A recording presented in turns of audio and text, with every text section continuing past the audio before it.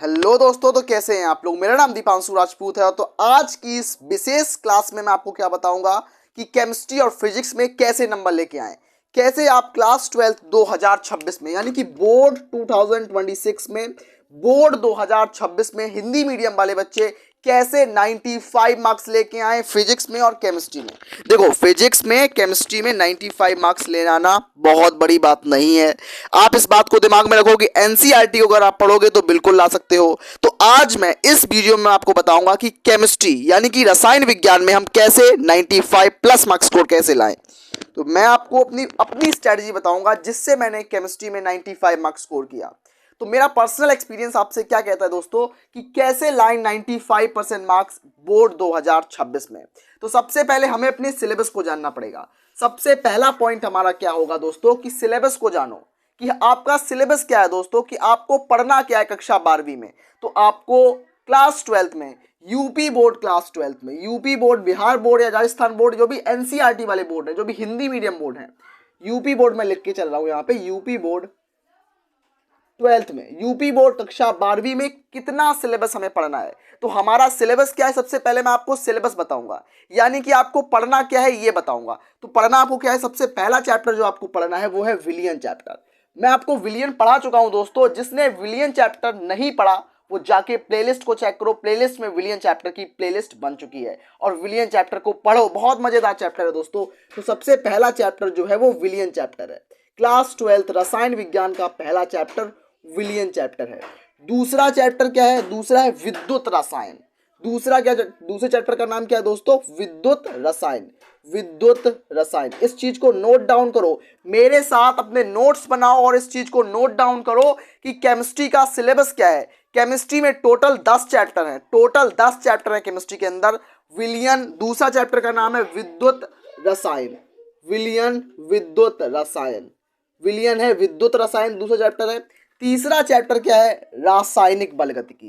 रासायनिक बलगतिकी, तीसरे चैप्टर का नाम क्या है, रासायनिक रासायनिक बलगतिकी। रासायनिक रासायनिक बलगतिकी यानी कि केमिकल काइनेटिक्स, रासायनिक बलगतिकी। जिस बच्चे को डाउट आ रहा हो वो तुरंत मुझसे कमेंट सेक्शन में पूछे कि मुझे ये डाउट आ रहा है, please tell me in the comment section. तो विलियन चैप्टर, विद्युत रसायन और रासायनिक बलगति, तीन चैप्टर हमारे पास फिजिकल केमिस्ट्री के चैप्टर हैं।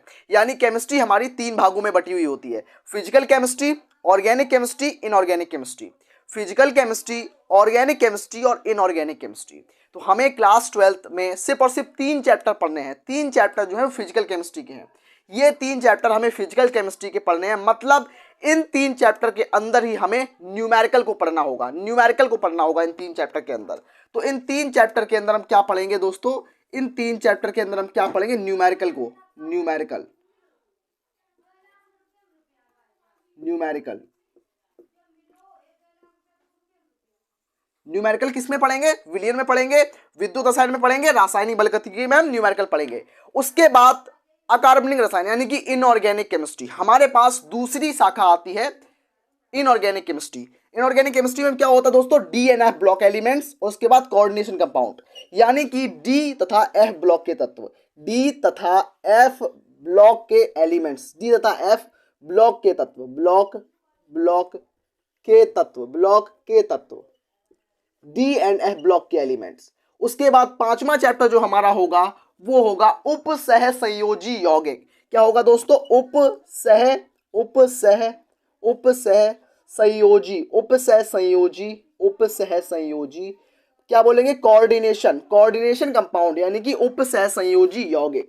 ये जो चैप्टर होगा वो कितने मार्क्स का होगा मैं आपको ये भी बताऊंगा। तो ये जो पांच चैप्टर मैंने आपको बताए, ये दो चैप्टर जो है वो तीन चैप्टर जो ऊपर के तीन चैप्टर हैं ये फिजिकल केमिस्ट्री के चैप्टर हैं। ये दो चैप्टर रटने वाले चैप्टर हैं, यानी कि ये इनऑर्गेनिक केमिस्ट्री के चैप्टर्स हैं। ये दो चैप्टर किसके हैं, ये दो चैप्टर्स हैं इनऑर्गेनिक केमिस्ट्री के। किसके, इनऑर्गेनिक केमिस्ट्री, आईओसी, आईओसी का मतलब इनऑर्गेनिक केमिस्ट्री। अकार्बनिक रसायन के दो चैप्टर्स हमारे पास हैं, डीएनए ब्लॉक एलिमेंट और उपसह संयोजी यौगिक। ये दो चैप्टर मिला के हमारे क्लास 12 में 70 नंबर का पेपर आता है। तो ये अकेले दो चैप्टर मिला के 13 नंबर के प्रश्न रखते हैं अपने आप। ये दो चैप्टर मिला के कितने नंबर आएंगे हमारे, इन दो चैप्टर को पढ़ने के बाद हमारे पास 13 नंबर यानी कि 13 मार्क्स, हमें 13 नंबर मिल जाएंगे इन दो चैप्टर को पढ़ के। इन 2 चैप्टर को पढ़ने के बाद हमें 13 नंबर मिल जाएंगे। और इन 3 चैप्टर को जब हम पढ़ेंगे, विलयन को, विद्युत रसायन को और रासायनिक बलगति को, तो हमारे पास 23 नंबर के प्रश्न आएंगे। तो इन 3 चैप्टर को मिला के हमारे पास इस चैप्टर को मिला के हमारे पास 23 मार्क्स के क्वेश्चन आएंगे। 23 मार्क्स यानी कि 23 नंबर के क्वेश्चन आएंगे, याद रखना इस चीज को। तो अब हमारे पास 5 चैप्टर मैं आपको बता चुका हूं। अब मेरे पास बुक 2 आएगी। ये बुक 1 के अंदर 5 चैप्टर मिलेंगे आपको। अब बुक 2 आएगी। बुक 2 में क्या होगा? ऑर्गेनिक केमिस्ट्री होगा। ऑर्गेनिक यानी कि कार्बनिक रसायन, जिसके अंदर हम कार्बन के बारे में पढ़ेंगे, ऑर्गन्स के बारे में और ऑर्गेनिक कंपाउंड्स के बारे में पढ़ेंगे, यानी कि कार्बन और हाइड्रोजन से मिलकर जो यौगिक बनते हैं, जो कंपाउंड्स बनते हैं, उनके बारे में पढ़ेंगे।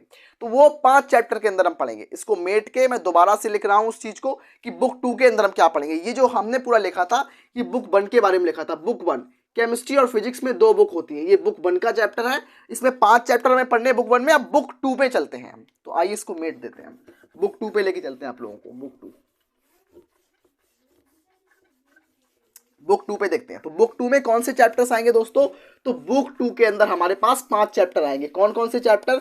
सबसे पहला halo alkanes and halo arenes. देखो बुक 1 जो थी 35 नंबर की थी बुक 1। टोटल पेपर जो आता है आपका, टोटल पेपर जो होता है वो 100 मार्क्स का होता है, जिसमें से 30 नंबर आपके प्रैक्टिकल के मिलते हैं और 70 नंबर का आपका थ्योरी का पेपर होता है। 70 मार्क्स का थ्योरी का पेपर होता है और 30 नंबर आपको प्रैक्टिकल में दिए जाते हैं।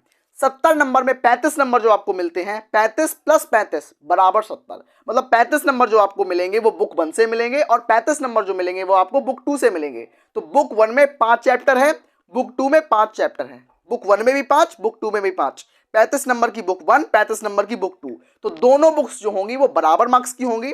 लेकिन बुक 1 जो होगी वो बहुत आसान होगी as compare to book 2।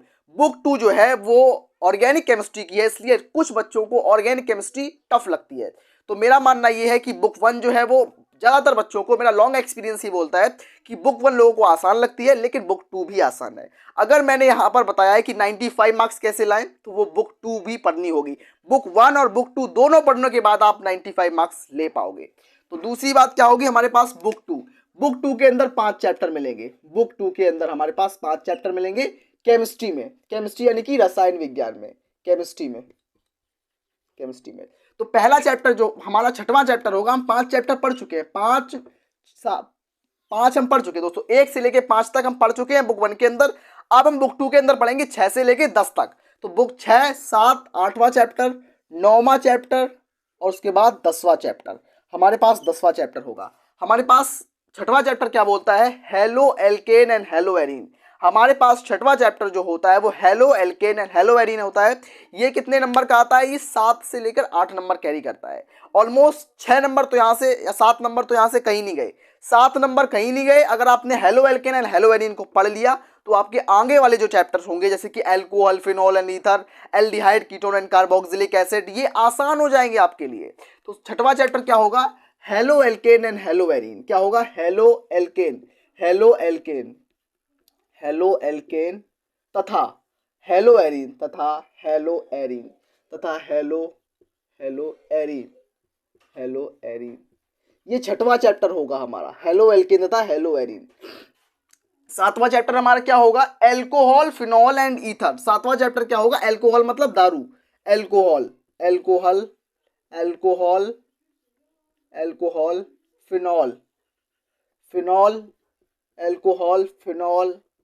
Phenol तथा ईथर।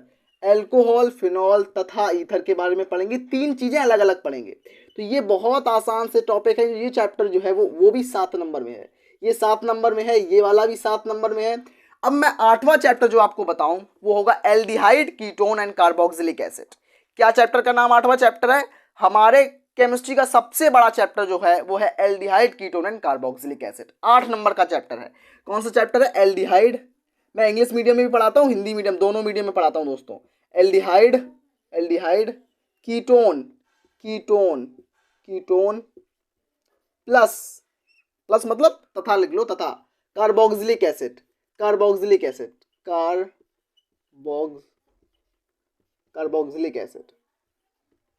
तो क्या है? Aldehyde, ketone and carboxylic acid. 9वां चैप्टर जो हमारा होगा वो होगा एमीन चैप्टर। क्या होगा? एमीन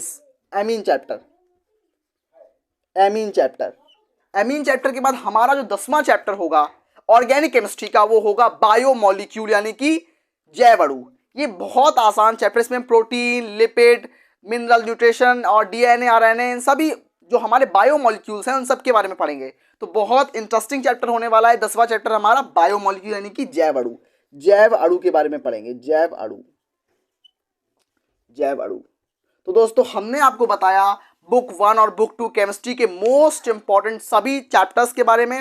मैंने आपको बताया कि मार्क्स कैसे लाएं। तो मार्क्स लाने का सबसे पहला तरीका होता है अपने सिलेबस को समझना, अपने सिलेबस का ओवरव्यू करना। तो सिलेबस को मैंने ओवरव्यू कराया। हमारे पास 2 बुक्स होती हैं, बुक 1 एंड बुक 2।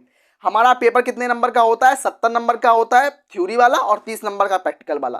तो थ्योरी में हमें कम से कम 65 नंबर चाहिए, तभी हम 95% को स्कोर कर पाएंगे।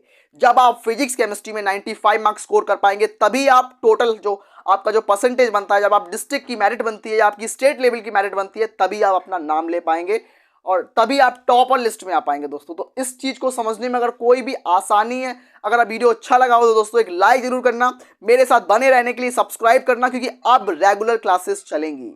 आप लोगों की भारी डिमांड पर मेरे चैनल पर रेगुलर क्लासेस चलेंगी, तो इसके लिए मेरे पास बस एक लाइक सब्सक्राइब करना। मिलते हैं नेक्स्ट वीडियो में, तब तक के लिए धन्यवाद।